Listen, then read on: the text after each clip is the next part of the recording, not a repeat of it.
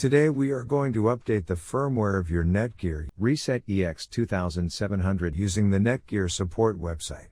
First, all you need to do is turn your Netgear Range Extender switch on.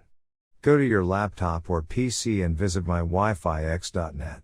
Now log in using the username and password. In case if you forget your username or password, then please get in touch with our support team. They will help you out to solve the issue.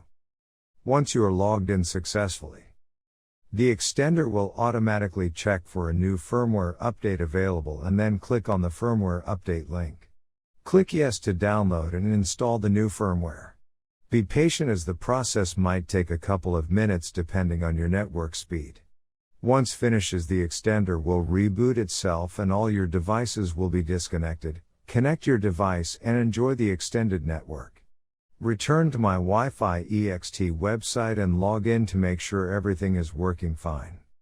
Before heading ahead into the video, in case you are facing any issue with your Netgear Range Extender device, get in touch with our Netgear experts.